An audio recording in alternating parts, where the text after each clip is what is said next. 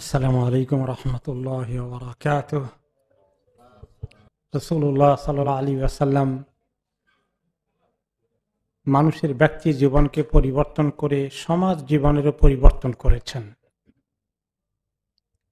এবং ব্যক্তির পরিবর্তন না হলে সমাজের পরিবর্তনের কোনো আশা করা যায় না। ব্যক্তির পরিবর্তন শুরু হয়ে যাবে ব্যক্তিকে আল্লাহ তাআলা তার সৃষ্টিকর্তা, তার যিনি খালেক আছেন সেই খালেকের কাছে নিয়ে আসা, যিনি রাজেক, যিনি রিজিক দাতা, যিনি জীবন মৃত্যু সবকিছু যিনি যার হাতে, তার সঙ্গে সম্পর্ক সৃষ্টি করা। ঈমানের মাধ্যমে, তাওহীদের মাধ্যমে এই সম্পর্কের সূচনা হয় এবং আল্লাহ তাআলার যাবতীয় হুকুম আহকাম পালনের মাধ্যমে মানুষ তার জিন্দেগির মূল কাজ সম্পন্ন করে দুনিয়াতে সুখ শান্তি, আল্লাহর নিয়ামত যতটুকুন পাওয়ার কিসমতে আছে সে তা পাওয়ার চেষ্টা করে, আর বাকি তার মূল টার্গেট থাকে সে তার মৃত্যুর পরে তার যেন আল্লাহ তাআলার সন্তুষ্টি অর্জন করতে পারে। এই যে একটা মানুষের জীবনে ঢুকিয়ে দেওয়া, এটা যদি ভালো করে ঢুকে তাহলে একজন মানুষের দুনিয়ার জীবনের সমস্যাগুলো কিন্তু অনেক হালকা হয়ে যাবে। সমস্যা অনেক বড় হয়ে গেল তার কাছে মনে হবে যে কিছু না, দুনিয়াটাতে এত বড় কোনো ম্যাটার না, আমার আল্লাহ তাআলা আমার উপরে খুশি আছেন কিনা। ওইটার দিকে যখন মন চলে যায়, দুনিয়ায় অনেক লোক আপনাকে এত কষ্ট দিয়েছে, এগুলো আপনার কাছে একদম হালকা মনে হয়ে যাবে, এগুলো আপনাকে এত দংশন করবে না, কারণ আপনি জানেন যে এগুলো আপনার জন্য এগুলোর মধ্যে আপনার জন্য ক্ষতি নেই, বরং তো লাভ আছে।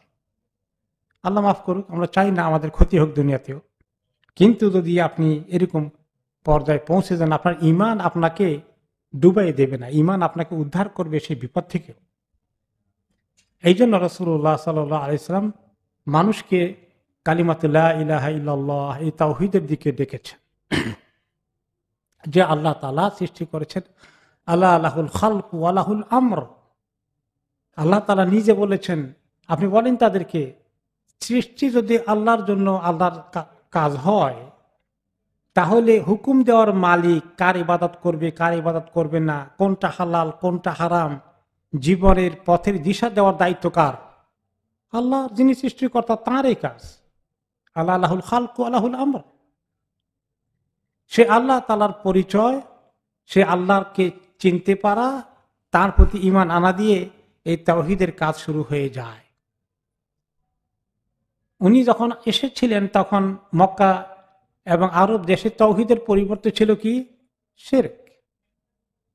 মানুষের মধ্যে আসলে আল্লাহ তাআলা কারো ইবাদত করা, কাউকে মানা এবং কার প্রতি ঈমান থাকা, এটা একটা স্বভাবজাত ফিতরাতান। মানুষকে আল্লাহ তাআলা স্বাভাবিকভাবে সৃষ্টি করেছেন, তার বিপদ আপদ সুখ দুঃখে কারো একজনের কাছে তার মনের কথা বলা লাগবে। যতই সুখে থাকুক, একটা সময় আসবে, একসময় মুশকিলে পড়ে গেছি, কার কাছে দোয়া করব? তো এটা যেখানে তৌহিদ নাই, আরব দেশে যখন তৌহিদ ছিল না, এক আল্লাহর পরিবর্তে বিভিন্ন মাবুদ জোগাড় করছে, তারা বিভিন্ন মাবুদের কাছে যেত। এবং কিভাবে আরব সমাজে মাবুদটাকে তিনি পার করলেন এবং সাহাবায়ে কেরামকে তিনি সেই তাওহীদের দিকে নিয়ে আসলেন। এই জন্য ইসলামী সমাজ পরিবর্তনের জন্য, ইসলামী সমাজ সৃষ্টি করার জন্য মানুষকে আগে পূর্ণাঙ্গ তৌহীদের মধ্যে আত্মসমর্পণ করতে হবে, শিরক থেকে সরে আসতে হবে, এক আল্লাহর সঙ্গে সম্পর্ক ঈমানের মজবুত করতে হবে। আরব দেশে এই যারা শিরকের এত পাগল ছিল, তাদেরকে এত মূর্তি থেকে কিভাবে আল্লাহ তাআলা সরিয়ে নিয়ে আসলেন, তার মধ্যে একটি ঘটনা আপনারা শুনেছেন হয়তো আগে সিরাতের আলোচনায়। আমাদের কাছে আবার একটু এটা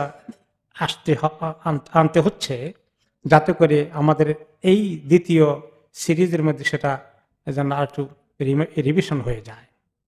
আমর ইবনে জামুহ রাদিয়াল্লাহু আনহু, তিনি ছিলেন বনি সালামা, মদিনার অন্যতম প্রভাবশালী গোত্র বনি সালামা। এই বনু সালামার তিনি ছিলেন লিডার,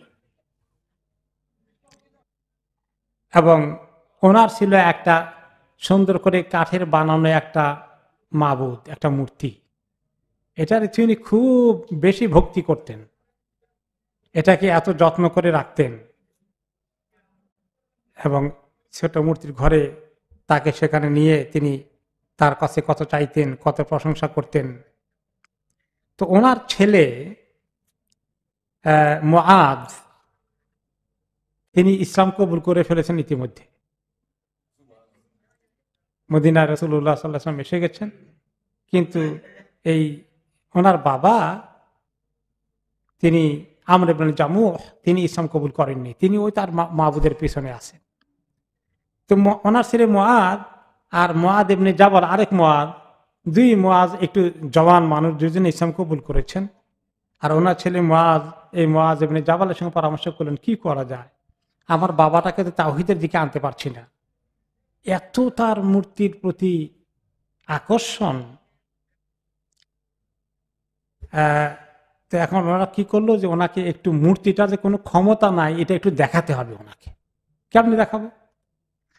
বুদ্ধি করলেন যে রাত্রে বেলা ওনারা দুইজনে মিলে মূর্তিটাকে বের করে এনে একেবারে যেখানে ময়লা আবর্জনা টয়লেট জাতীয় কিছু আছে ওইখানে নিয়ে এটারে একেবারে নাকানি চুবানি খাওয়াই ডুবাইয়া আসলেন। তো সকালবেলা গেছে একটু মূর্তির কাছে ইবাদত করতে, দেখে যে মূর্তি নাই। তো বলে ওয়াইলাকুম মান আদা আলা ইলাহান হাদিহিল লাইলা, যে আমার তোমাদের ধ্বংস হোক, আমার মাবুদকে নিয়ে গেছ, কোথায় নিলে আমার মাবুদ? খুঁজতে খুঁজতে খুঁজতে খুঁজতে তারপরে পেল যে ওই ময়লার জায়গায় তাকে ডুবাই রেখে আসছে। তখন বহুত কষ্ট করে উদ্ধার করছে মাবুদকে, বের করে এনে ভালো করে গোসল টোসল করে একে সমস্ত ময়লা দূর করে দিয়ে তাকে সুন্দর মানে একটা আতর টাতর লাগিয়ে দিয়ে দুর্গন্ধ যাতে দূর হয়, আবার জায়গা মতো বসালো আর বললো আমা আল্লাহ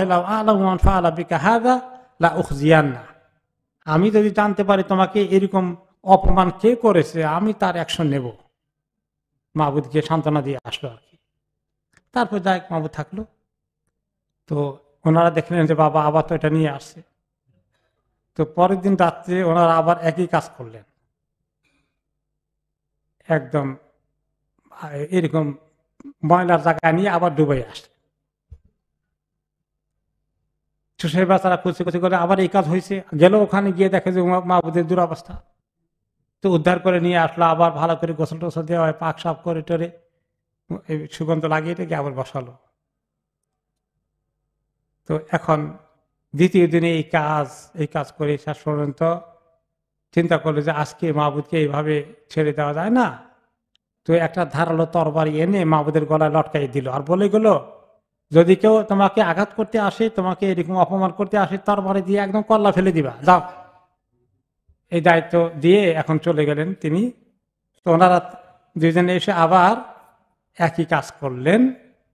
এরপরে শেষ পর্যন্ত তৃতীয় দিনে যখন তারা আসলেন নিয়ে এবার চিন্তা করলেন যে মাহবুদে যে কোনো ক্ষমতা নাই, আর একটু দেখাইতে হবে বাবাকে, এটা যথেষ্ট হয় নাই।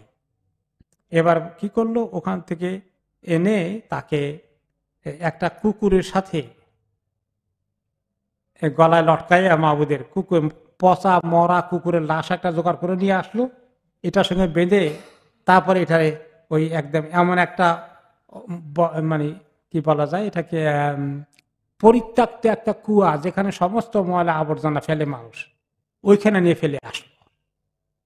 এখন আমার জামে খুঁজতে খুঁজতে কোথায় না পেয়ে ওখানে একটু ঢুমালো, দেখা যায় ওখানে তো দেখা যায় তরবারিও আছে, আর ওই মরা কুকুর, পচা কুকুরের লাশের সঙ্গে একসঙ্গে মাহবুদের ওখানে রেখে আসছে। এখন যখন সে ওখান থেকে বের করলো তখন সে চিন্তা করলো যে এখানে তুমি মাহবুদ যদি হও তো তোমার এই দুরবস্থা কেন? মনের ভিতরে তার অনেক কোশ্চেন চলে আসলো। এরপরে ওখানে যখন তারা ছিল, কিছু লোকজন আগে থেকে ওরা ঠিক করলো যে আমার বাবাকে আপনারা একটু বলেন, উনি যে এই মাহবুদের পিছনে আছে, মাহবুদের ঘটনা কি? মাহবুদ তো তরবারি দিয়ে আসলে তাও নিজের আত্মরক্ষা করতে পারলো না তরবারি দিয়ে, সেই মাহবুদ বাবাকে কোন উপকার করবে, কোন ক্ষতি থেকে বাঁচাবে? এগুলো বলার পরে শেষ পর্যন্ত তিনি কনভিন্স হলেন যে না, তোমার কোনো ক্ষমতা নেই, বুঝতে পারছি, আমি ভুলের মধ্যে ছিলাম, তুমি আমাকে ধোঁকা দিয়েছ। তারপরে তিনি ইসলাম কবুল করলেন। তো আরব সমাজের লোকগুলোকে তিনি এইভাবেই সাহাবাদেরকে তৈরি করেছেন, তারাও ওইভাবে দাওয়াতি কাজ করে করে কেউ নিজের পিতাকেও তাওহীদের দিকে নিয়ে আসলেন। আমাদের সমাজে আছে অনেক যুবকরা মাশাআল্লাহ বুঝতে পেরেছে যে বিভিন্ন জায়গায় শিরকের আড্ডা মুসলমানদের সমাজে অন্য তরিকায় বসানো আছে, আছে কিনা? পয়সা করি মালামাত নেওয়ার বহুত ব্যবস্থা আছে। বিভিন্ন জায়গায় মাজার নামে অনেক কিছু করে মস্তানদের আড্ডা বসে আছে। এখন দেখা গেল যে মুরব্বী বহুত আগে থেকে ওগুলোর সঙ্গে বিপদ আপদে সেখানেই হাজির, কিন্তু তার ছেলেকে আল্লাহ বুঝ দিয়েছে, তিনি ইসলামের দিকে চলে এসেছে। তো এইভাবে ওই আরব সমাজে তাই ছিল। আলহামদুলিল্লাহ আমাদের এখনো দেখা যায় যে ইসলামকে কবুল করার দিক থেকে কোনো কোনো দিক থেকে দেখা যায় বুঝাইলে ইয়াংদের মধ্যে তাড়াতাড়ি বুঝ চলে আসতেছে। কিন্তু যারা একেবারেই শিরকের মধ্যে তথাকথিত মুসলিমরা ওগুলোর মধ্যে ঢুকছে, আপনি তাদেরকে সহজে আনতে পারছেন না। সাংঘাতিক। এটার এই যে শিরকের প্রতি তার এমন আসক্তি সৃষ্টি হয়ে গেছে, এত তৌহিদ থেকে সে বঞ্চিত হয়ে গেল। তো মূল কথা হচ্ছে যে এই যে তৌহিদের লা ইলাহা ইল্লাল্লাহ কথাটা অত্যন্ত ছোট, কিন্তু এই কথাটা হচ্ছে গোটা দ্বীনের মূল ভিত্তি। ইসলামের মূল ভিত্তিটা হচ্ছে এই তাওহীদ। এবং তাওহীদ কিভাবে শুরু হয়েছে? লা ইলাহা ইল্লাল্লাহ, আগে নাই, কোনো মাবুদ নাই আল্লাহ ছাড়া। আপনি যদি তর্জমা করেন আল্লাহ ছাড়া কোনো মাবুদ নেই, এটা ঠিক আছে, কিন্তু একটা সরাসরি আসল তর্জমা হয় না। আরবি স্টাইলে এটা নয়। আরবি স্টাইলে কি? কোনো মাবুদ নাই আল্লাহ ছাড়া। তো আগে হলো নফি, পরে হলো ইসবাত। আগে হলো সব মাবুদকে অস্বীকার করা, তারপরে হলো আল্লাহ তাআলাকে একমাত্র মাবুদের জায়গায় রাখা। কারণ পৃথিবীতে অনেক মাবুদ জায়গা দখল করে বসে আছে। এই জন্য আল্লাহ তাআলা কালিমা দিয়েছেন লা ইলাহা ইল্লাল্লাহ। সো এই তাওহীদটা হচ্ছে সবচেয়ে জরুরি। এই জন্য রাসূলুল্লাহ সাল্লাল্লাহু আলাইহি ওয়াসাল্লাম এই তাওহীদের মূলটা যদি কারো ভিতরে ঢুকানো যায়, তার ভিতরে ইসলামের আসল বুঝ, আসল সমাজ চলে আসবে। তাওহীদ নাই, এখন অনেক আমল আছে, রোজাও করে, নামাজও করে, হজও করে, কিন্তু তাওহীদ নাই, শিরকের মধ্যে আছে। এখন সে মনে করে আল্লাহও আছে, আল্লাহ ছাড়া অন্য কিছু আছে, লা ইলাহা তো হলো না। তো এই কথাটা আরবদের মধ্যেও তাই ছিল। তারাও কিন্তু আল্লাহকে স্বীকার করতো। আমরা শুনে আসছি তাফসীর এবং সব জায়গায় যে তারা বলতো না যে আল্লাহ নাই, তারা বলতো আল্লাহ আছেন, কিন্তু অনেক মাবুদও আছে। এটাই হলো মূল সমস্যা। এখন আমাদের এই মুসলিম সমাজের মধ্যে অনেকের কাছে আল্লাহ তো আসেনি, কিন্তু অনেক জায়গায় আছে আমাদের নিয়ত পুরা হওয়ার জন্যে, আমাদের মাকসুদ হাসিলের জন্যে আমাদের অমুক জায়গায় অমুক মাজারে কি করতে হবে? মানত করতে হবে, এবং সেই কলসিতে টাকা ঢালতে হবে, সেই ওরসে যেতে হবে, সেখান থেকে তবারক আনতে হবে, তাদের ছেলে আমাদের অনেক কিছু দুনিয়া আখিরাতে ঠিকঠাক হয়ে যাবে।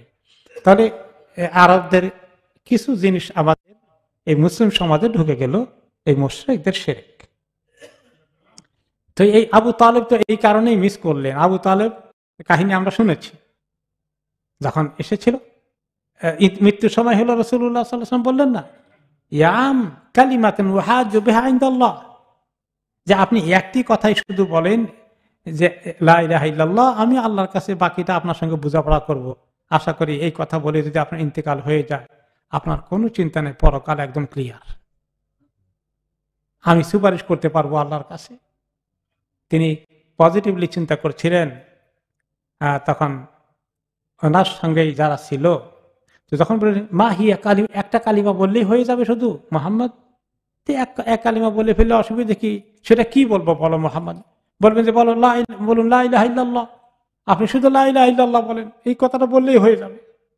তো উনি চিন্তা করতেছেন বলবেন, কিন্তু পাশে ওরা কি বললো, আজআল আলিহাতা ইলাহা ওয়াহিদা, কি বলে আবু তালেব আপনার ভাতিজা, এত মাহবুদ আমাদের মক্কার মধ্যে কত যত্ন করে সেই যুগ যুগ ধরে আছে, সবগুলো সব বাতিল, শুধু এক আল্লাহ, এটা কি বলে? এটা কি মানতে পারেন আপনি? তখন আল্লাহ তাআলা আয়াত নাযিল করেছিলেন সূরা সাদের মধ্যে, আয়াত বিসমিল্লাহির রহমানির রহিম, সাদ আল কুরআনি যিকর। হ্যাঁ, এই থেকে শুরু করে অনেক কথাবার্তা আছে এবং অন্যান্য আয়াতও আছে। আজা আল আলিহাতা ইলাহা ওয়াহিদা, আল্লাহ তাআলা বলেন তারা বলল যে সব মাবুদ বাদ দিয়ে মাত্র একজন মাবুদ, আর কোনো মাবুদ নাই। ইন্না হাযা লাশাইউন উজাব, তারা বলে এটা খুবই আশ্চর্য কথা, এটা অবিশ্বাস্য কথা, এটা অ্যাকসেপ্ট করা যায় না। শেষ পর্যন্ত তিনি এখন বললেন কি যে আমি দানি আমুতু আলা মিল্লাতি আব্দুল মুত্তালিব, আমি আব্দুল মুত্তালিবের ধর্মের মধ্যেই থাকি, ওটা নিয়েই মরি, মোহাম্মদ আমাকে ছেড়ে দাও। তিনবার তিনি আপিল করলেন, তিনবার তিনি চিন্তা করছিলেন, কিন্তু আবু জাহল আবু লাহাব পাশে, তারা বলল আপনি কি করেন, এটা তাকে বঞ্চিত করে দিল। তিনি বলেন থাক, আমার সঙ্গী সাথীরা নাকচ করি না, আমি আর এটা বলি না মোহাম্মদ, আমি আব্দুল মুত্তালিবের ধর্মের উপরেই মৃত্যুবরণ করি। হারিয়ে ফেললো, এত শেষ সুযোগটা হারিয়ে ফেললো। রাসূলুল্লাহ সাল্লাল্লাহু আলাইহি ওয়াসাল্লাম অনেক কষ্ট পেলেন, কিন্তু তিনি বললেন কি আল্লাহ তাআলার কাছে, যে আল্লাহ তাআলার কাছে তিনি বললেন আস্তাগফিরান্না লাকা মা লাম উনহা আনহু, আমি তারপরে আল্লাহকে যদি আমাকে নিষেধ না করেন, আমি আপনার জন্য আল্লাহর কাছে দোয়া করতে থাকবো যেন আল্লাহ আপনাকে মাফ করে দেন। তখনও আয়াত নাজিল হয় নাই যে মুশরিক কাফের জন্য দোয়া করা যায় না। তো তিনি যখন এই কথা বলেছিলেন, তখন আল্লাহ তাআলা নাজিল করলেন কি, মা কানা লিন-নবী ওয়াল্লাযীনা আমানু, নবী এবং যারা ঈমানদার তাদের জন্য কখনোই সমীচীন নয়, কখনোই জায়েজ নেই, আইয়াস্তাগফিরু লিল মুশরিকিনা ওয়ালাউ কানু উলি কুরবা, মুশরিকদের জন্য তারা ইস্তেগফার করা, আল্লাহর কাছে গুনাহ মাফ চাওয়া তাদের জন্য জায়েজ নেই।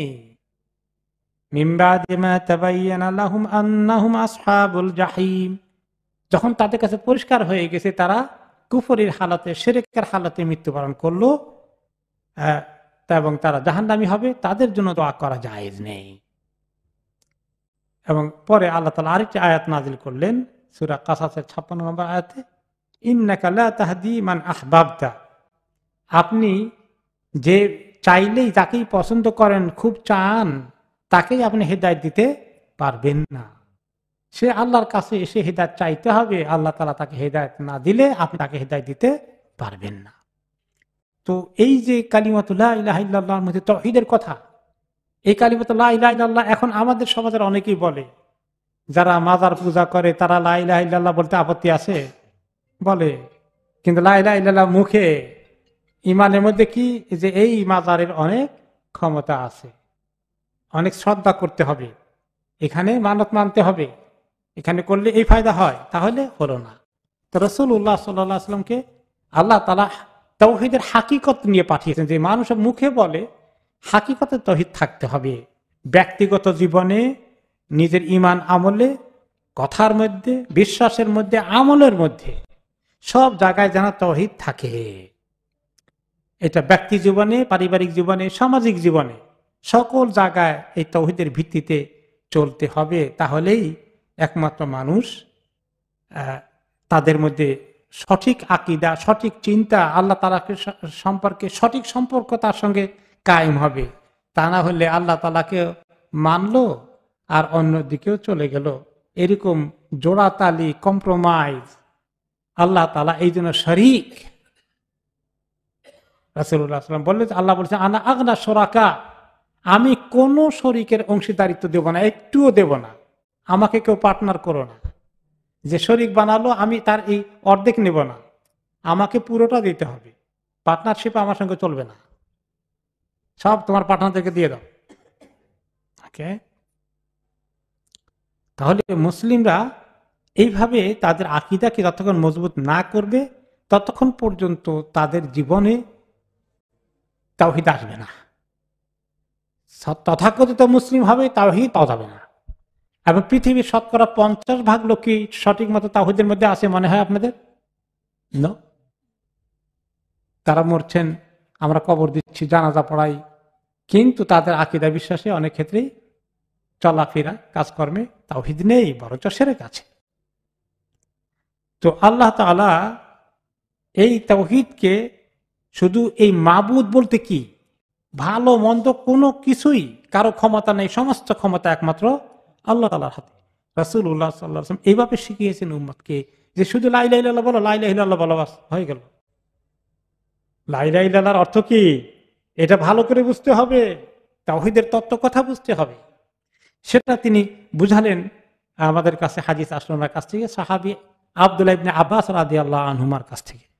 উনি বালক, ওনার চাচাতো ভাই, ছোট বয়সে অনেক ওনার থেকে ছোট, কারণ ওনার চাচা আর উনি তো সমবয়স্ক প্রায়, আব্বাস রাদিয়াল্লাহু আনহু আর রাসূলুল্লাহ সাল্লাল্লাহু আলাইহি ওয়াসাল্লাম প্রায় কাছাকাছি। তো আব্বাস রাদিয়াল্লাহু আনহুর ছেলে আব্দুল্লাহ উনি অনেক ইয়াং, কিশোর, বালক, তিনি রাসূলুল্লাহ সাল্লাল্লাহু আলাইহি ওয়াসাল্লামের কাছে বেশি থাকতেন।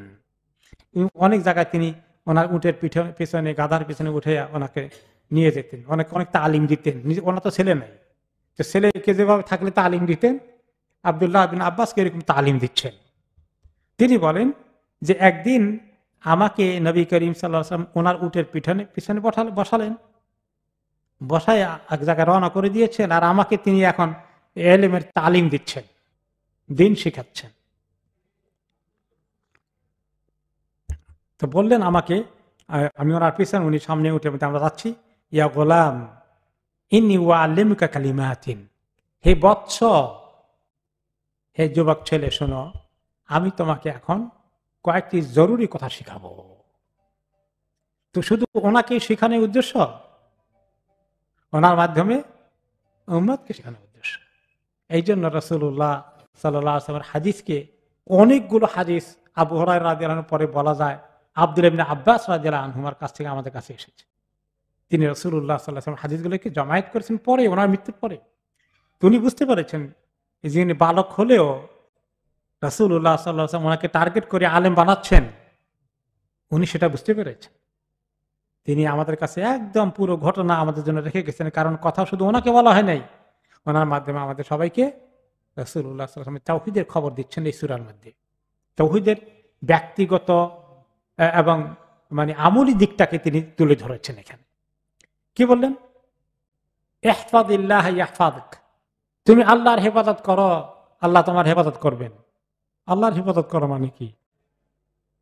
আল্লাহর হুকুম আহকাম, আল্লাহর প্রতি ঈমান, আল্লাহর কথা মতো চলা, আল্লাহর নির্দেশগুলোকে মানা, এইগুলার হেফাজত করো। যা যা আল্লাহ তাআলা আমাদেরকে করতে বলেছেন এগুলোকে করো। দ্বীনের উপরে আমলের মধ্যে তুমি লেগে থাকো, কখনোই বরখেলাফ করো না। ইহফাযিল্লাহ তাজিদহু তুজাহাক, তারপরে বললেন তুমি যে আল্লাহকে হেফাজত করো, অর্থাৎ আল্লাহর হুকুমের হেফাজত করো, আল্লাহর দ্বীনের হেফাজত করো, তার হুকুমের উপরে চলো, তাহলে দেখবে আল্লাহ তাআলা তোমাকে হেফাজত করছেন, আল্লাহ তাআলা তোমার দিকে আছেন। তাজিদহু তুজাহাক, তিনি তোমার দিকে আছেন, তোমার পাশে আছেন। তুমি ডাকলেই আল্লাহকে পেয়ে যাবা, যদি আল্লাহর সঙ্গে তোমার এই সম্পর্ক হয় যে আল্লাহর হুকুম আহকামকে তুমি ঠিক মতো মানো। তারপরে বললেন ইযা সাআলতা ফাসআলিল্লাহ, তুমি যদি কিছু চাইতে হয়, হাত পাততে হয়, কার কাছে হাত পাতবো? আল্লাহর কাছে। মাখলুকের কাছে হাত পেতে লাভ নাই, সৃষ্টির ক্ষমতা অত্যন্ত কম, থাকলে দিতে পারে আবার মানাও করতে পারে, কিন্তু আল্লাহ তাআলা দেওয়ার মালিক, তার কাছে তুমি চাও। ওয়াইদাস্তাআনতা ফাসতাইন বিল্লাহ, আর যদি সাহায্য পেতে চাও, বিপদ আপদে পড়ে গিয়েছ, সবার আগে সাহায্য কার কাছে চাও? আল্লাহর কাছে। এইটাই হচ্ছে তাওহীদ, সাহায্য সবার আগে আল্লাহর কাছে। ওয়ালাম আন্নাল উম্মাহ, তারপর আরো ভালো করে তাওহীদকে বুঝালেন যে সমস্ত মানব জাতি লাউ ইজতামাআত আলা আন ইয়ানফাউকা বিশাইইন লাম ইয়ানফাউক, সমস্ত মানব জাতি, গোটা দুনিয়ার গোষ্ঠী সবগুলা তোমার পক্ষে চলে আসে তোমাকে সাহায্য করতে, কিন্তু আল্লাহ তাআলা তোমাকে যদি সেটা লিখে না রাখেন, সাহায্য না করেন, তাহলে তারা সাহায্য করতে পারবে না। একজন মানুষ রুগী হয়ে গেছে, অনেক বড় লোক, কোটি কোটি বিলিয়নের মালিক, এখন সারা দুনিয়ার বাছাই করা ডাক্তার যদি সে নিয়ে আসে, কয়েক লক্ষ কয়েক কোটি টাকা খরচ করে এনে তাদেরকে দিয়ে মিটিং করালে, বোর্ড মিটিং করে দিলেই কি সে বেঁচে যাবে? তার মৌত থেকে তারা আটকাতে পারবে না। লাম ইয়ানফাউকা ইল্লা বিশাইইন কাদ কাতাবাল্লাহু লাক, তারা কোনো উপকারই করতে পারবে না তোমার, যদি না আল্লাহ তাআলা তোমার ভাগ্যে লিখে না রাখেন। হ্যাঁ, আল্লাহ কিসমতে লিখে রাখলে ডাক্তারের চিকিৎসা ধরবে, তুমি ভালো হয়ে যাবা। আর আল্লাহ তার পক্ষ থেকে যদি লেখা না হয়ে থাকে, আদার হয়ে থাকে, তাহলে তুমি ভালো হতে পারবে না, তোমার কেউ কোনো কল্যাণ দিতে পারবে না। ওয়ালা ইজতামাউ আলা আয়াদুররুকা বিশাইইন লাম ইয়াদুররুকা ইল্লা বিশাইইন কাদ কাতাবাহুল্লাহু আলাইক। আর সমস্ত দুনিয়ার মানুষ যদি ঐক্যবদ্ধ হয়ে যায়, সবাই তোমার বিরুদ্ধে দল পাকিয়েছে ক্ষতিগ্রস্ত করার জন্য, কিন্তু আল্লাহ তাআলা যতটুকু লিখে দিয়েছেন ততটুকুনি ক্ষতিগ্রস্ত করতে পারবে। আর যেটা আল্লাহ লিখে দেননি, শত দুশ্মনী করলেও তোমাকে ক্ষতিগ্রস্ত করতে পারবে না। এগুলো হলো তাওহীদের কথা। এই হলো আসল তাওহীদ। ইয়াকিন, ঈমান, ইয়াকিন আল্লাহর ক্ষমতার উপর, মানুষের ক্ষমতার উপরে নয়। সমস্ত কিছুর ফয়সালা আল্লাহ তাআলার হাতে। তারপরে তিনি বলেন রুফিআতিল আকলাম ও জাফফাতিস সুহুফ, যে কলমগুলো দিয়ে তাকদীর লেখা হয়ে যায় সবার, সেই কলমগুলোকে বহুত আগে উঠিয়ে নেওয়া হয়ে গেছে। আকাশ জমিন সৃষ্টির 50,000 বছর আগে তাকদীর লেখার কাজ কমপ্লিট, বহু আগে লেখা হয়ে গেছে। কলমগুলোকেও সরিয়ে নেওয়া হয়েছে এবং তাকদীর লেখা আছে আল্লাহর কাছে। এবং আমাদের যেখানে যে কাগজে লেখা হয়েছে, এই কাগজগুলো কালি টালি শুকিয়ে বহুত আগেই শেষ হয়ে গেছে সব। তার মানে তাকদীরের ফয়সালা বহুত আগে চূড়ান্ত হয়ে গেছে। সেই তাকদীরের ফয়সালা কে করেছেন? আল্লাহ তাআলা। এই জন্য মানুষ তার জীবনে কিসমতে যা আছে চেষ্টা করবে সেগুলো পাওয়ার জন্য, অসুবিধা থাকলে সেগুলো থেকে বাঁচার জন্য, কিন্তু কিসমতের বাইরে যেতে পারবে না। তো সকল অবস্থায় মানুষ যেন আল্লাহর সঙ্গে সম্পর্কটা মজবুত থাকে। একজনের খবর যদি হয়ে যায় তার সাংঘাতিক অসুস্থতা দেখা দিয়েছে, এখন ডাক্তার যদি বলে যে আপনার তো চিকিৎসা নাই, তো এই খবরটা আল্লাহ তাআলা আমাদেরকে এরকম খবর থেকে হেফাজত করুন, কিন্তু একদিন তো জীবনে ঘটে যেতে পারে। এই কথা শোনার পরে একটা লোক যদি আল্লাহর প্রতি তার এই তাকদীরের ফয়সালাটা এমন ভাবে থাকে যে আমার আল্লাহ যিনি সৃষ্টি করেছেন তিনি তা সবার জন্য একটা টাইম ঠিক করে দিয়েছেন, তো আমার আল্লাহ যদি এটা ফয়সালা করে থাকেন এটা তো আমাকে মানতে হবে। কথাটা সহজ না এইভাবে মেনে নেওয়া, ডাক্তারে বললো আর আমি একেবারে মেনে নিলাম, এত এত সহজ না। কিন্তু যদি আমাদেরকে আল্লাহ ঈমান দেন তো এটা তো মানতে হবে। তখন জিনিসটা ঈমান মজবুত থাকলে এই খবরটা কিছুটা হালকা লাগে, এত ঘাবড়িয়ে যায় না মানুষটা। আর যখন ঈমান একেবারে দুর্বল থাকে তখন এই খবর শুনলে কেমন লাগে? তার কাছে পৃথিবীটা অন্ধকার হয়ে যায়, তার হতাশা, তার যে কি কষ্ট শুরু হয়ে যায়। আল্লাহ তাআলা আমাদেরকে মাফ করুন এই হালত থেকে। তো এই যে মানুষের অবস্থা, এটা আর থাকে না। ঈমান এমন জিনিস, এটাই হলো তাওহীদ। এটাই হলো তাওহীদ, যে আল্লাহর প্রতি সত্যিকার ঈমান এখানে আসে। সেই কথা আল্লাহ তাআলা সূরা রাদের 28 নম্বর আয়াতে বলেছেন। রাসূলুল্লাহ সাল্লাল্লাহু আলাইহি ওয়াসাল্লাম এইভাবে ঈমানকে ঢুকিয়েছেন সাহাবীদের ভিতরে আল্লাহর কালাম অনুযায়ী। আল্লাযীনা আমানু ওয়া তাতমাইন্নু কুলুবুহুম বিযিকরিল্লাহ আলা বিযিকরিল্লাহি তাতমাইন্নুল কুলুব। যারা সত্যিকার ঈমান আনে এবং আল্লাহ তাআলাকে স্মরণ করলে তাদের দিলের মধ্যে ইতমিনান চলে আসে। আর মনে রেখো, একমাত্র আল্লাহকে ডাকলেই, আল্লাহর সঙ্গে সম্পর্ক থাকলেই, আল্লাহর সঙ্গে দোয়ার মাধ্যমে, আমলের মাধ্যমে সম্পর্ক ঠিকমতো জোরে রাখলে অন্তরের মধ্যে আল্লাহ তাআলা পেরেশানি দেবেন না, অন্তরের মধ্যে আল্লাহ তাআলা প্রশান্তি দান করবেন। এই ঈমান যদি ব্যক্তি জীবনে আসে, সেই ব্যক্তিগুলোকে নিয়ে সেই সমাজ, সেখানে ইসলামী সমাজ ঠিকমতো প্রতিষ্ঠা হতে পারে। রাসূলুল্লাহ সাল্লাল্লাহু আলাইহি ওয়াসাল্লাম আনসার মুহাজিরদেরকে এই লেভেলে নিয়ে এসে ইসলামী সমাজ প্রতিষ্ঠা করেছিলেন। রিজিকের ব্যাপারেও মানুষের চাকরি বাকরি, ব্যবসা বাণিজ্য, এগুলো তো সব উসিলা আমাদের করতে হবে, কিন্তু আসল রিজিকের ফয়সালা কার কাছে? আল্লাহ তাআলার কাছে। আমি সেই কথা আল্লাহ তাআলা বলছেন কি, ওয়াফিস সামাই রিজকুকুম ওয়া মা তুআদুন, আকাশে তোমাদের রিজিক আর যা তোমাদেরকে বলা হয়, ওয়াদা করা হয়, সেগুলো সব আকাশে আল্লাহর কাছে লেখা আছে, সেটা পেয়ে যাবা, পেরেশান করো না। ফাওয়ারাব্বিস সামাই ওয়াল আরদি ইন্নাহু লাহাক্কুম মিথলা মা আন্নাকুম তানতিকুন। আকাশ এবং জমিনের রবের কসম করে বলি যে এই কথাগুলো অত্যন্ত হক, যেভাবে তোমরা কথা বলো একে অপরে, এই কথা তো বিশ্বাস করো, উনি কথা বলতে পারতেছেন, তুমি এটা শুনতেছ, তোমার ইয়াকিন হয় তোমাদের রিজিক আল্লাহর কাছে আকাশে, এটাই সেই কথা। এটা ওই রকমই আল্লাহর কাছে বরাদ্দ হয়ে আছে। কাজে তুমি দুনিয়ার জন্য চেষ্টা করো, কিন্তু তুমি এত পেরেশান হয়ে না, যেটা কিসমতে লেখা আছে আসবেই। আর এত চেষ্টা করলা, কিসমতে লেখা নাই সেটা আসবে না। কোন কোন ভাই এমন আছে ব্যবসা করেন, এই কয়েক বছর এটাও করলেন, তার এটা ধরেন, সেটাও হয় না, আর এটা ধরেন, ওটাও হয় না, হয়ই না, হয়ই না। বেচারা আল্লাহ তাল্লাহ কাছে থেকে মানে আল্লাহ তাকে দেবেন না, আরেক তরিকায় দেবেন, এই তরিকায় দেবেন না।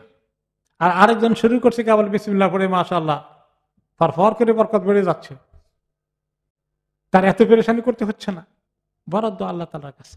তো যার হয় নাই তার এত পেরেশানি না করে, আমার আল্লাহ যদুর দিবেন তার বেশি তো আমি পাবো না, আমি আল্লাহর উপরে খুশি আছি কিনা, তোমাকে কম দেব, তুমি মেনে নিচ্ছ কিনা, না আমার বিরুদ্ধে অভিযোগ করতেছো, না হাহুতাশ করছো, এখানে পাশ ফেল হয়ে যাচ্ছে। তো এইটা হচ্ছে তাওহীদ। এভাবে আল্লাহ তাআলার রিজিকের উপরে মানে ঈমান রাখা এবং চেষ্টার পাশাপাশি ব্যর্থ হয়ে গেলে কোন ধরনের পেরেশানির মধ্যে না পড়ে যাওয়া আল্লাহ তাআলার কাছে, এটাই হলো প্রকৃত তাওহীদ। এরপরে তিনি নবী করিম সাল্লাল্লাহু আলাইহি ওয়াসাল্লাম সাহাবায়ে কেরামকে ঈমানের মাধ্যমে সমস্ত আমল মধ্যে এভাবে ঢুকিয়ে দিয়েছিলেন, আল্লাহ তাআলা প্রত্যেকটি হুকুমকে তারা মেনেছেন, প্রত্যেকটি কাজকে তারা ঠিকমতো করেছেন, যেগুলো নিষেধ করেছেন সেগুলো থেকে তারা দূরে থেকেছেন। এবং কোন কোন সময় মানুষের মধ্যে যখন শুধু ঈমান থাকে ধর্মীয় ব্যাপারে, আর দুনিয়াবী ব্যাপারে ঈমানের দরকার নাই, সেখানে বুদ্ধিমত্তা, চালাকি, অন্য কিছু এসে কাজ করে, ঠিক কিনা? ঈমান আমানের কথা হলো মসজিদে আসলে নামাজ পড়লে তখন ঈমানের কথা, আর দুনিয়াদারিতে ঢুকলে আর তখন তাই দুনিয়া এটার সঙ্গে ঈমান ঢুকাই না, ওই লাইনে থাকে। তো এইভাবে নিজের জীবনে সুদ ঘুষ থেকে শুরু করে সবগুলো থেকে সরে এসে পাক সাফ রিজিকের মধ্যে থাকা, এটা হলো তাওহীদের লক্ষণ। আর যে ব্যক্তি হারামের মধ্যে ডুবে আছে, তাওহীদ আছে তার কাছে নাই, সে যদিও কোনো মূর্তির পূজা করে না, কিন্তু তার ভিতরে তাওহীদ নাই, আসল তাওহীদ নাই। আসল তাওহীদের আল্লাহর ভয় থাকবে দিলের ভিতরে, না হারাম, এই মাল আমি হাত দিতে পারবো না, কেমনি আরেকজনের বাড়ি দখল করে আবার হজেও যায়, সুবহানাল্লাহ, এটা ঠিক নয়। পূর্ণাঙ্গ তাওহীদ লাগবে। সাহাবী আদী ইবনে হাতিম রাদিয়াল্লাহু আনহু, হাতিম তাই ছেলে, হাতিম তাই নাম শুনছেন না? আরবের অনেক বড় দানবীর, তিনি তার রাসূলুল্লাহ সাল্লাল্লাহু আলাইহি ওয়াসাল্লামকে পান নাই, তার আগেই দুনিয়া থেকে চলে গেছেন। ওনার ছেলে আদী ইবনে হাতিম, তিনি আরবের মুশরিক ছিলেন, কিন্তু তিনি শেষ পর্যন্ত ওই ওনাদের বাড়ি ছিল সিরিয়ার কাছাকাছি আরব এলাকার, তিনি খ্রিস্ট ধর্ম গ্রহণ করলেন। খ্রিস্ট ধর্ম গ্রহণ করলেন এবং পরে নবী করিম সাল্লাল্লাহু আলাইহি ওয়াসাল্লামের খবর পেয়ে ওনার সঙ্গে দেখা করতে আসলেন, যে উনি আসলেন, নবী কি খবর কি দেখি। তো গলার মধ্যে আছে ওনার ক্রস, যেটা আছে সোনা দিয়ে তৈরি, গলার মধ্যে লটকাই রাখছেন, এইটা সহকারে আসছেন।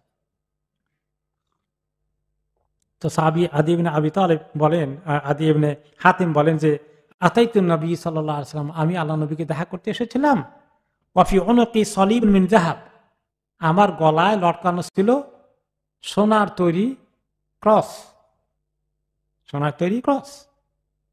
ফাকালা ইয়া আদী ইতরা আনকা হাযাল ওয়াসান, রাসূলুল্লাহ সাল্লাল্লাহু আলাইহি ওয়াসাল্লাম বললেন, আদী তোমার গলা থেকে এই শিরকটা খুলে ফেলো, এটা শিরক।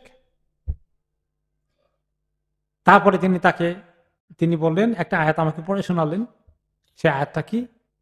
সূরা বারাআত, সূরা আনফালের পরে সূরা তাওবার মধ্যে আল্লাহ তাআলা বললেন কি, ইত্তাখাযু আহবারাহুম ওয়া রুহবানাহুম আরবাবাম মিন দুনিল্লাহ, তারা ইহুদি নাসারারা তাদের যারা আলেম ওলামা আছে তথাকথিত তাদের ধর্মের, আল্লাহকে বাদ দিয়ে ওদেরকে রব মেনে ফেললো, আল্লাহকে বাদ দিয়ে তাদের ধর্মের আলেম ওলামাদেরকে মাবুদের আসনে বসাই ফেললো। এই আয়াত নাজিল হলো। তা আদি উনি ভালো করে লেখাপড়া করেছেন, খ্রিস্টানদের যতটুকু তাদের আছে, তিনি বললেন যে না, খ্রিস্টানরা তো তাদের আলেম ওলামাকে মাবুদ মনে করে না। ইয়া রাসূলুল্লাহ, তা আল্লাহ এটা কেমনে বললেন? আমি তো দেখছি তারা ওদেরকে মাহবুদ মনে করে না, মাহবুদ তো আল্লাহকে মনে করে বা ঈসা আল্লাহকে মনে করে, কিন্তু ওদের আল্লাহর সন্তান ইত্যাদি বলে, কিন্তু ওদের যে যারা পাদ্রী টাদ্রি আছে এদেরকে মাহবুদের জায়গায় বসায় না। এটা আমি দেখছি। তো আয়াতের অর্থ তো মিলতেছে না ওনার কাছে। তো রাসূলুল্লাহ সাল্লাল্লাহু আলাইহি ওয়াসাল্লাম তখন বললেন, আমা ইন্নাহুম ইয়াকুনু ইয়াবুদুনাহুম, আমি জানি তারা ওদেরকে এভাবে মাহবুদের জায়গায় বসায় সেজদা করে নাই, কিন্তু আরেকটা করেছে যেটা তাওহীদের পরিপন্থী। কি করেছে? ওয়ালাকিন্নাহুম কানু ইযা আহাল্লু লাহুম শাইআন ইস্তাহাল্লুহু, যখন আল্লাহর তাদের যে কিতাব ছিল তাদের কাছে ঈসা আলাইহিস সালামের যতটুকু আছে সেখানে নাই, ওইটাকে তারা পাদ্রীরা বসে একমত হয়ে খ্রিস্টান ধর্মের যাজকরা মিলে চেঞ্জ করে ফেলে বলে যে এটা হালাল ছিল না, এখন হালাল হয়ে গেছে। এখন খ্রিস্ট ধর্মের কোন কোন চার্চ মানে সমকামীদের বিয়ে হালাল করে দিয়েছে না কোন কোন জায়গায়, সব চার্চ করা না করলে কিছু চার্চ করে ফেলেছে যে সেখানে আপনার সমকামীরা বিয়ে করতে পারবে, পুরুষ পুরুষকে বিয়ে করতে পারবে, বিয়ে পড়াই দেয়। তো বলো যে এইভাবে কিছু কিছু জিনিস তারা আল্লাহর বিধানের পরিবর্তে তারা নিজেরা রচনা করে দিয়েছে। তো তারা খ্রিস্টান এটা অ্যাকসেপ্ট করছে না বলে অ্যাকসেপ্ট করেছে, তো হ্যাঁ তা করে বলে, তাহলে এটাই তো মাহবুদের জায়গায় বসানো। আল্লাহর নিয়ম কানুন, আল্লাহর তালার হুকুম হাকাম, আল্লাহর হালাল হারামকে যখন চেঞ্জ করে অন্যটা বসাই দেয়, সেটা গ্রহণ করে, তাহলে ওদেরকে মাহবুদের জায়গায় বসানো হয়। ওয়াইদা হাররামু আলাইহিম শাইআন হাররামুহু, তারা যদি আল্লাহর বিধানের পরিবর্তে নিজেরা কোনো আইন রচনা করে বলে দেয় এটা হারাম এটা জায়েজ নাই, তখন তারা সেটা অ্যাকসেপ্ট করে। তাহলে সামাজিক জীবনে, রাষ্ট্রীয় জীবনে যদি কোনো আইন কানুন মুসলিম সমাজে পাশ করা হয় যেটা ইসলামের সঙ্গে সাংঘর্ষিক, সেটাকে যদি লোকেরা মেনে চলে তাহলে তাওহীদ থাকে? ঠিক মতো থাকে না, তাওহীদ থাকে না, তাওহীদ উঠে যায়। তো আল্লাহ তাআলা নিজে তিনি বলে যে মানুষ যে আল্লাহর দিনকে বাদ দিয়ে নিজেদের জীবন চলার বিভিন্ন বিধান রচনা করে, বিভিন্ন সংবিধান তৈরি করে, বিভিন্ন রকমের মূলনীতি আবিষ্কার করে সংবিধানের মধ্যে, যেগুলো কোরআন হাদিসের সঙ্গে সাংঘর্ষিক হয়ে গেলে এগুলা কি হয়ে যায়, এগুলো শিরকের দিকে নিয়ে যায় মানুষকে। আল্লাহর কথাও না মেনে মানুষ অন্য কিছু মানা শুরু করে দিল। আল্লাহ ছাড়া মানুষ কি আল্লাহ তাআলা এরকম মানুষ জীবন পরিচালনা করার জন্য, রাষ্ট্র পরিচালনা করার জন্য, সংবিধান তৈরি করার জন্য, আল্লাহর আইনের বাইরে কোনো আইন তৈরি করার জন্য কি আল্লাহ তাআলা কোনো সুযোগ দিয়েছেন? যদি এটা কেউ করে তাহলে এটা মানুষের জন্য ক্ষতিগ্রস্ত হয়ে যাবে, কারণ মানুষের পক্ষে জ্ঞান নেই। কোনটা মানুষের আসল কল্যাণ হবে এটা একমাত্র আল্লাহ ছাড়া মানুষ জানতে পারবে না। অনেক ক্ষেত্রেই মানুষের ভিতরে এমন আইন কানুন আছে, তারা মনে করে যে এখন মদ যদি অ্যালাউ না করা হয়ে যায়, কোন কোন মুসলিম দেশে যদি বলে আমরা যদি মদ বেচা কিনে অ্যালাউ না করি তাহলে বিদেশিরা তো আসবে না, ব্যবসা বাণিজ্য বন্ধ হয়ে যাবে, সুদ না হলে আমাদের মানে সমাজের অর্থনীতি চলবে না। এই জাতীয় আমাদের যারা অর্থনীতি বিশেষজ্ঞ আছে তারা বিশ্বাস করে কিনা বলেন? তারা এটাই বিশ্বাস করে যে সুদ ছাড়া কোনো অর্থনীতি, সারা দুনিয়া সুদের উপরে প্রতিষ্ঠিত, আমরা একলা কেমনে চলবো, বিশ্বাসই করতে চায় না। তো আল্লাহ তাআলা বলেন সূরা আল মুলকের 14 নম্বর আয়াতে, আলা ইয়ালামু মান খালাকা ওয়া হুয়াল লাতীফুল খাবীর, যিনি সৃষ্টি করেছেন তিনি কি জানেন না তোমাদের কোনটা ভালো কোনটা ক্ষতি? তার জ্ঞান কত সূক্ষ্ম, তার জ্ঞান কত গভীর, তোমরা তার সঙ্গে বুঝি কাউন্টার করো, তারটাকে তোমরা অচল মনে করো, তোমাদেরটা চল।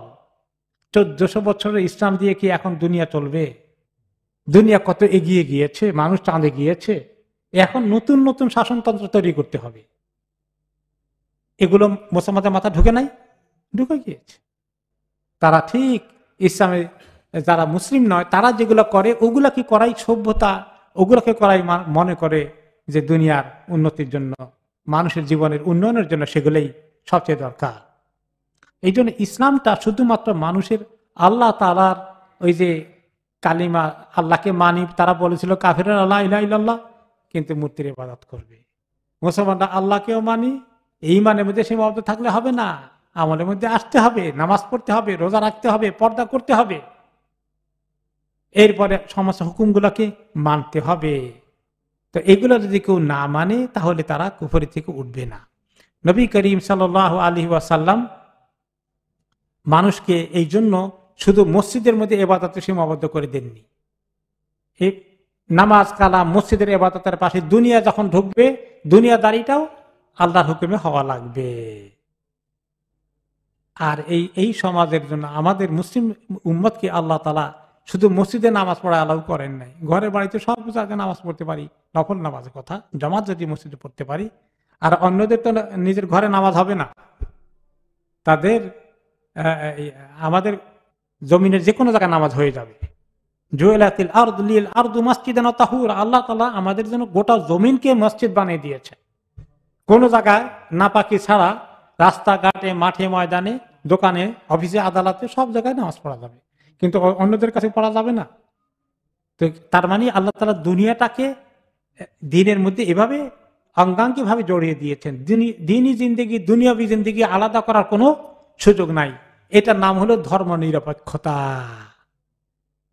দিন ধর্মকে তোমার ইবাদতে মসজিদের মধ্যে রাখো, মন্দিরে রাখো, আর দুনিয়াদারি সমাজ পরিচালনা থেকে শুরু করে অর্থনীতি, বিচার ব্যবস্থা, দুনিয়া সব কিছু সেটা ইউরোপিয়ান পাশ্চাত্য জগতের মডার্ন আইন টাইন দিয়ে না চালালে তো আমরা নিম্নমুখী হয়ে যাব, পশ্চাৎমুখী হয়ে যাব। এই যে চিন্তা, এটা ইসলামের সঙ্গে সাংঘর্ষিক। এখানে তাওহীদ নাই, এখানে শিরক ঢুকে যায়, এখানে কুফর চলে আসে। নবী করিম সাল্লাল্লাহু আলাইহি ওয়াসাল্লাম তার মানুষের সঙ্গে আল্লাহর সম্পর্ককে জুড়ে দিতে এসেছেন। সবাই আল্লাহ তাআলার সঙ্গে সেখানে সরাসরি যেতে পারে। আল্লাহকে পাওয়ার জন্য মাঝখানে মধ্যস্থতাকারী ধরা লাগে নাকি? ইসলামের মধ্যে আল্লাহর কাছে সরাসরি সম্পর্ক স্থাপন করা যায়, কারো মাধ্যমে আসতে হয় না। মাফ চাওয়া যায় গুনাহ করলে সরাসরি আল্লাহর কাছে, কোন একজন বড় হুজুরের কাছে গিয়ে তওবা করা লাগবে। এটা আমাদের দেশে এখনো করে, কিছু কিছু করে কিনা বলেন? কেউ সারা জীবন তওবা করলো না, এখন এখন মৌত লক্ষণ ফুটে উঠছে, এখন জলদি করে হুজুর নিয়ে আসো, তওবা করো। তওবা কি এভাবে করতে হয়? তওবা তো কবে নিজে গুনার কথা মনে করে আল্লাহর কাছে কাঁদতে থাকবে, আরেকজন এসে তওবা করানোর এই যে ফর্মুলা, এটা আমাদের সমাজে কোত্থেকে আসছে? এগুলো খ্রিস্ট ধর্মে, অন্যান্য ধর্মে আছে। খ্রিস্ট ধর্মে তওবা কেমনে করে? পাদ্রীর কাছে গিয়ে বলে যে আমি এতে এই বড় বড় গুনাহগুলো করেছি, আমার মাপ পাওয়ার ব্যবস্থা আছে। এটা this word is called in English, কি জানি বলে এটাকে? প্রিস্টের কাছে গিয়ে বলবে, আমি ভুলে গেছি শব্দটা। হ্যাঁ, আবার বলেন। অ্যাবসলিউশন না? হ্যাঁ, কনফেশন, কনফেশন, মেইনলি কনফেশন, যে স্বীকার করবে যে আমি এই গুনাহ করেছি, আরেকজনকে বলবে, আর সে আল্লাহর কাছে বলে যে আল্লাহ তো সেটা স্বীকার করছে, আপনি তারা মাফ করে দেন। তো এই জিনিসটা আমাদের সমাজে, মুসলিম সমাজের মধ্যে ঢুকে গেছে, ঠিক কিনা? অমুকের তো উসিলায়, অমুকের তরিকায়, পীর সাহেবের তরিকায়, হ্যাঁ, তার উসিলা দিয়ে আল্লাহর কাছে মাফ চাইতে হবে।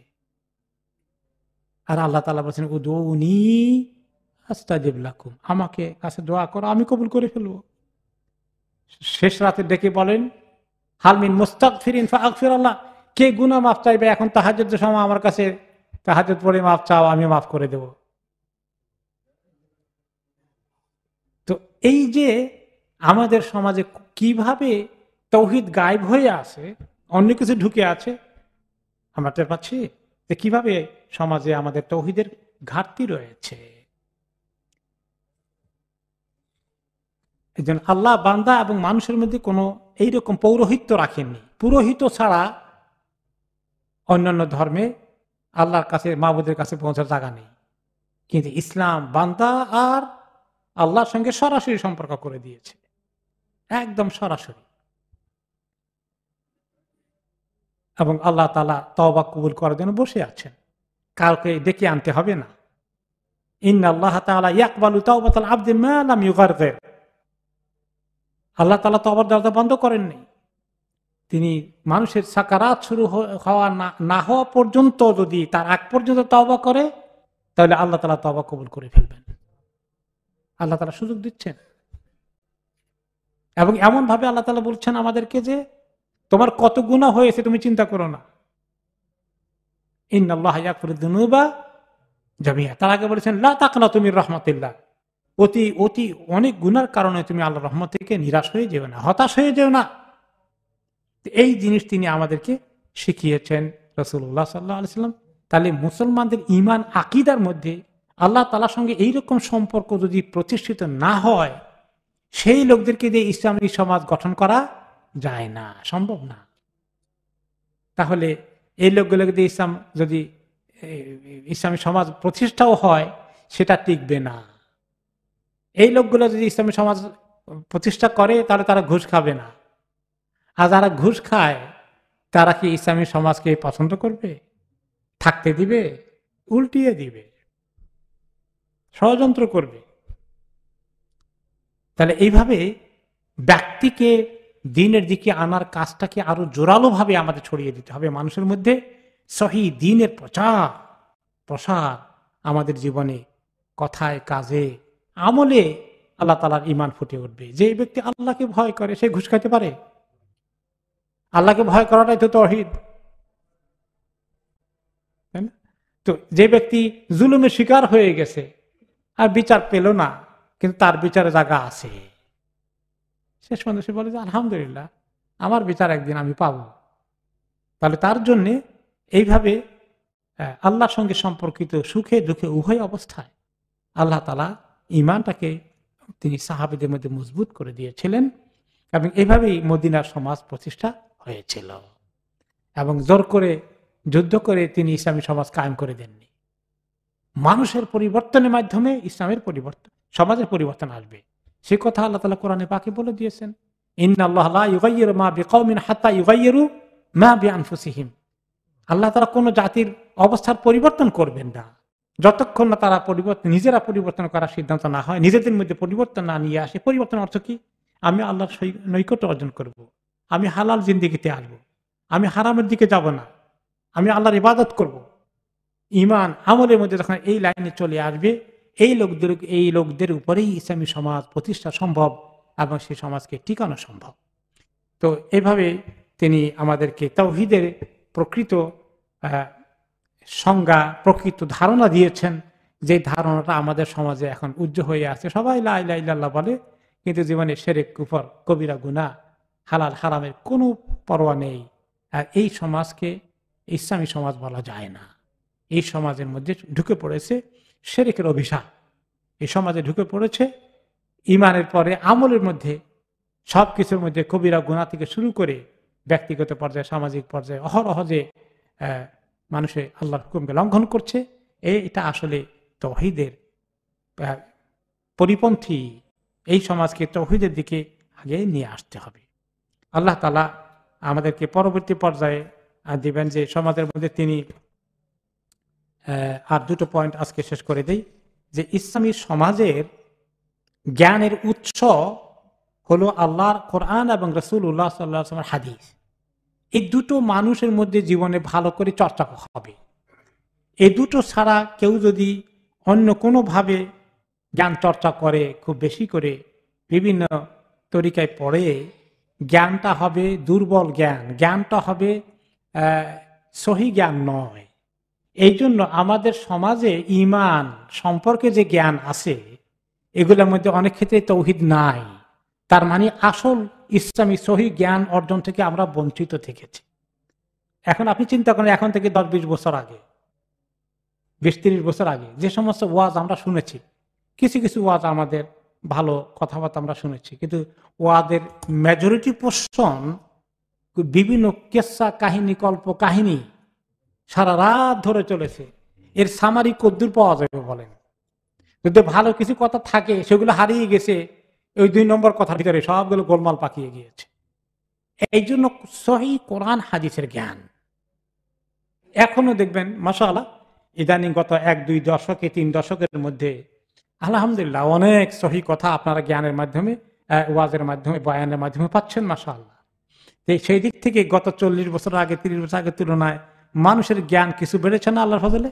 যারা আসতে চায় আর কি, যারা এগুলো শুনে না তারা তাদের জাহিলিয়তে আছে। কিন্তু যারা তথাকথিত দ্বীনের চর্চা করে, তাদের জ্ঞান অনেকটা পরিচ্ছন্ন, অনেকটা সহিহ, মাশাআল্লাহ। তাহলে এটা হচ্ছে মূল কথা, যে কোরআন হাদিসের জ্ঞান ছড়িয়ে দিতে হবে। সহিহ জ্ঞান ছাড়া ইসলামের ব্যক্তি জীবন, সমাজ জীবন কোনোটারই উন্নতি হবে না। এই জন্য আল্লাহ তাআলা বলেছেন কোরআন এবং হাদিসকে ভালো করে গ্রহণ করতে। ওয়ামা আতাকুমুর রাসূলু ফাখুযুহু ওয়ামা নাহাকুম আনহু ফান্তাহু ওয়াত্তাকুল্লাহা ইন্নাল্লাহা শাদীদুল ইকাব। এজন্য আল্লাহ তাআলা নিজে বলে দিয়েছেন সূরা হাশরের 7 নম্বর আয়াতে, তোমাদের কাছে রাসূল যা কিছু নিয়ে আসেন এগুলোকে ধরো, কোরআন আনুক আর হাদিস আনুক। ওয়ামা নাহাকুম আনহু ফান্তাহু, যা নিষেধ করেন সেগুলো থেকে দূরে থাকো, হারাম থেকে দূরে থাকো। ওয়াত্তাকুল্লাহ, আল্লাহকে ভয় করো। নিশ্চয়ই আল্লাহ তাআলা কেউ যদি আল্লাহর নাফরমানি করে তাকে শক্তভাবে শাস্তি দিতে সক্ষম। আল্লাহ তাআলা আরো বলেছেন, কুল আতিউল্লাহ ওয়া আতিউর রাসূল, আল্লাহর কথাগুলো মেনে চলো, রাসূলের কথাও মেনে চলো। তাহলে কোরআন হাদিসকে জেনে জেনে মেনে মেনে আমাদের জিন্দেগির মধ্যে পরিবর্তন আনতে হবে। নাকি বেশি কোন সময় যদি বলে যে মানুষ কোরআন হাদিস বেশি বললে পছন্দ করে না, কিছু ছাড় দিলে, কম্প্রোমাইজ করলে সবাই পছন্দ করে, এখন কি করা যাবে বলেন? মেজরিটি লোকেরা কোরআন হাদিস চায় না, মেজরিটির লোকেরা উল্টা পছন্দ করে। তা আল্লাহ তাআলা সেটা আমাদেরকে বলে দিয়েছেন, ওয়া ইন তুতি আকসারা মান ফিল আরদি ইউদিল্লুকা আন সাবিলিল্লাহ ইয়াত্তাবিউনা ইল্লা যান্না ওয়া ইনহুম ইল্লা ইয়াখরুসুন।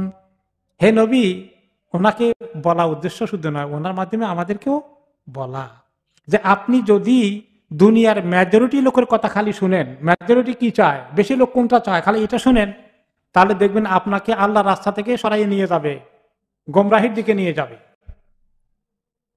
আর মেজরিটি লোকেরা তারা আন্দাজ অনুমানের ভিত্তিতে কথা বলে, তাদের কাছে কোনো দলিল প্রমাণ নেই, তারা আন্দাজে ফর্মুলা বের করে, আন্দাজ অনুমানের ভিত্তিতে তারা কথাবার্তা বলে, আর বিভিন্ন সংবিধান লেখে, বিভিন্ন আইন পাশ করে, যেগুলোর মধ্যে কোরআন হাদিস নেই, কোরআন হাদিসের সঙ্গে সাংঘর্ষিক হয়ে যায়।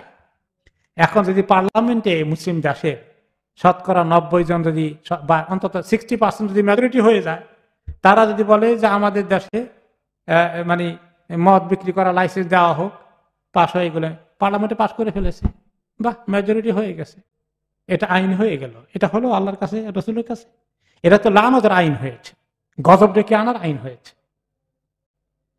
তাহলে কোরআন হাদিসের মূলনীতির ভিত্তিতে দেশ পরিচালনা করতে হবে, সমাজ পরিচালনা করতে হবে, আর সেটা ব্যক্তি জীবনের মাধ্যমে তৈরি হয়ে সমাজটাকে সেই লাইনে নেওয়া সম্ভব। আর এই মানুষের তৈরি করা বিধান, আইন কানুন আর আল্লাহর দেওয়া আইন কানুন কি সমান? আল্লাহ তাআলার আইন কানুন কি? লা ইয়াতিহিল বাতিলু মিন বাইনি ইয়াদাইহি ওয়ালা মিন খালফিহি তানজিলুম মিন হাকিমিন হামিদ। যে বাতিল কোনদিন কোরআনের সামনে আসে না, কোরআনের পেছন দিক দিয়ে আসে না, কোরআনের প্রত্যেকটি কথা আগে পেছে কোনো বাতিল নেই, প্রত্যেকটি কথা হক। কারণ এটা এমন আল্লাহর কাছ থেকে নাজিল হয়েছে যিনি হাকিম, যিনি সবচেয়ে বেশি জ্ঞানী, খাবির, হামিদ, যিনি সবচেয়ে বেশি প্রশংসার দাবিদার। অমুক বড় ব্যক্তিত্ব কোনো একটা ফর্মুলা দিয়েছেন, অমুক বড় দার্শনিক, অমুক বড় পলিটিশিয়ান, অমুক বড় থিঙ্কার কিছু আবিষ্কার করে একটা ফর্মুলা বের করে নিয়ে আসছে, মানুষের জন্য খুব ভালো হবে। একসময় সমাজতন্ত্রের খুব গুণ গাওয়া হয়েছে, মনে আছে? অনেক বড় বড় শিক্ষিত লোকেরা সমাজতন্ত্র কায়েম করার জন্য দুনিয়ার মানুষকে শান্তি দিয়ে দিবে, এরকম আপনার মনে আছে না? কিছু লাল বই নিয়ে নিয়ে চলতো। এখন অনেকটা থেমে গেছে, কারণ স্বয়ং রাশিয়া, চায়নাতে সমাজতন্ত্র মুখ থুবড়ে পড়েছে। কমিউনিস্টরা এখনো কিছু কিছু বলে, কিন্তু এটা যে বাতিল এমন জায়গা থেকে আসছে যেটা তাদের জ্ঞানের অনেক কমতি আছে, তারা কোনোদিন ঠিক মতো করতে পারবে না। তাহলে যে সমাজে যে মানুষদের কোরআন হাদিসের সঙ্গে এরকম সম্পর্ক থাকবে, সেই সমাজটা ভালো হবে। আর সমাজ ভালো করার আর কোনো তরিকা নেই। মানুষের মধ্যে ইনসাফ কায়েম করা, সমাজের শান্তি নিরাপত্তার জন্য কোরআন হাদিস ছাড়া কোনো আইন কারণ কোনোদিন শান্তি নিরাপত্তা নিশ্চিত করতে পারবে না। এরপর সর্বশেষ পয়েন্ট আজকে হচ্ছে যে মানুষকে আল্লাহ তাআলা ভালো করেন দুটো জিনিস দিয়ে। একটা হলো যে মানুষের মধ্যে নিরাপত্তা, শান্তি আসে, এক নম্বর আমার কিসমতে যা আছে এর বাইরে আসবে না। এটা যদি হয়, অনেক চেষ্টা করার পরেও সফল না হলে খুব কষ্টে মরে যাবে না, চিকিৎসকের আবার চিকিৎসা না বলে তার কষ্ট অত বাড়বে না। একটু আগে আমরা আলোচনা হলো কদরে বিশ্বাস করা। আর 2 নম্বর হলো যে আমি যদি দুনিয়াতে আমি কোনো কষ্ট পেয়ে যাই, এই কষ্টের বিনিময়ে আল্লাহ তাআলা আখিরাতে আমাকে অনেক পুরস্কার দিবেন। সে বিশ্বাস করে রাসূলুল্লাহ সাল্লাল্লাহু আলাইহি ওয়াসাল্লাম বলেছেন যে তোমাদের যদি যে কোনো কষ্ট হয়, বিপদ হয়, আল্লাহর দিকে তাক করে তুমি চেষ্টা করেছো এটাকে সরানোর জন্য পারো নাই, এরপরে মন খারাপ না করে আল্লাহর ইচ্ছা হয়ে গেছে, আল্লাহ আমাদের পরীক্ষা করবেন, এটা ঘটে গেছে, তুমি এভাবে নিজেকে শান্তি পাওয়ার চেষ্টা করো, শান্ত থাকার চেষ্টা করো, তাহলে আল্লাহর কদরের ফয়সালাকে মেনে নিলে তোমার অনেক গুনাহকে আল্লাহ মাফ করে দিবেন। এবং এভাবে বালা মুসিবতের যে বেশি আছে, সে পৃথিবীতে সবচেয়ে খারাপ মানুষ আল্লাহর কাছে এটা নাকি না, বালা মুসিবত যার পরে বেশি থাকে কোন কোন সময় দেখা গেল সেই সবচেয়ে বেশি ভালো মানুষ আল্লাহর কাছে। একটা হাদিসে এসেছে দুনিয়ার মধ্যে বিপদে পর বিপদ পড়তে পড়তে একটা মানুষ তার গুনাহ মাফ হতে হতে তার এমন ভাবে মৌত হবে, জমিনে হাঁটবে মৌতের আগে, এমন অবস্থায় তার শরীরে কোনো গুনাহ আর থাকে না। বিপদ আপদ গুলো তার গুনাহকে একদম সাফ করে দিয়েছে। তাহলে এইভাবে একটা মানুষের মধ্যে নিরাপত্তা, শান্তি, অস্থিরতা দূর হওয়ার কি সুন্দর ব্যবস্থা। এই স্পিরিচুয়ালিটি, এই যে এত সুন্দর মানুষের মধ্যে আত্ম শুদ্ধি এবং মানুষের মধ্যে আল্লাহ তাআলার সঙ্গে সম্পর্ক স্থাপন করে আরাম, ইতমিনান সৃষ্টি হওয়া, এরকম লোক তিনি মদিনায় তৈরি করেছিলেন। আর তাদেরকে দিয়ে তিনি মদিনার সমাজের পরিবর্তন করেছিলেন। আল্লাহ তাআলা আমাদেরকে এইরকম হওয়ার তৌফিক দান করুন। এইরকম করে আমাদের সমাজে ইসলামের বাণীকে ছড়িয়ে দিয়ে সবার মধ্যে তাওহীদ যেন ঢুকে, শিরক যেন বিতাড়িত হয়ে যায়, কোরআন হাদিসের জ্ঞান যেন কল্প কাহিনীর জায়গা দখল করে মানুষের মনকে আলোকিত করে দেয়। এরকম নুরানি ইলম দিয়ে আমাদের জীবনকে আল্লাহ আলোকিত করে দেন। তার জন্য আল্লাহর কাছে আমরা দরখাস্ত দিই, সুবহানাকা লা ইলমা লানা ইল্লা মা আল্লামতানা ইন্নাকা আনতাল আলিমুল হাকিম। সুবহানাকাল্লাহুম্মা ওয়া বিহামদিকা আশহাদু আল্লা ইলাহা ইল্লা আনতা আস্তাগফিরুকা ওয়া আতুবু ইলাইক। সাল্লাল্লাহু তাআলা আলা খাইরি খালকি সাইয়্যিদিনা মুহাম্মদ ওয়া আলা আলিহি ওয়া সাহবিহি আজমাইন। বারাকাল্লাহু ফিকুম।